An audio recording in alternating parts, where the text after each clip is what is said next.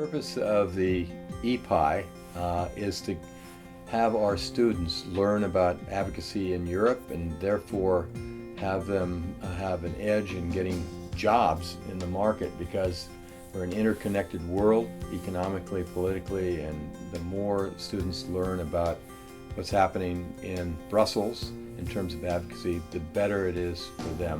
I signed up for EPI to get the EU's perspective on lobbying and advocacy. Day-to-day life is like going to a boot camp for the Marines. You get up very early in the morning and you're active all day, meeting speakers and moving throughout Brussels to meet them.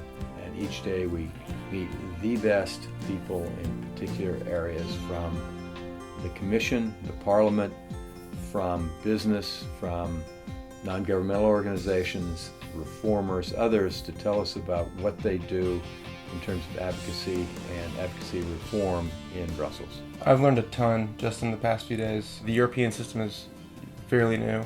The EU started in 1951, so it's such a young institution that really has to bridge a lot of divides across a lot of cultural differences.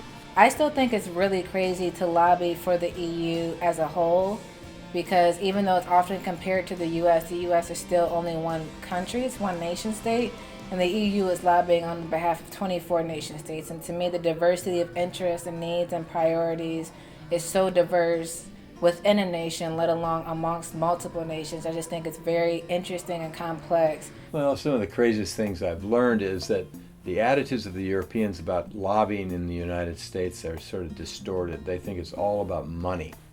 Yeah, it can be about money in the United States, but it's also grassroots, coalition building, advertising, lots of different dimensions of lobbying. They think it's simply giving a campaign contribution and then people will do what you want done. DC and Brussels are cities that are very motivated to get things done. They're very fast-paced. They're very government-centric for obvious reasons. The culture in Brussels is more of a culture of one-on-one relationships, the way it was here in the United States 50 years ago. Lobbying is building relationships here and there, but especially there. DC is a very diverse city, but Brussels is an extremely diverse city. The different languages spoken, the different types of people that are here is really interesting. It's also just extremely old and beautiful.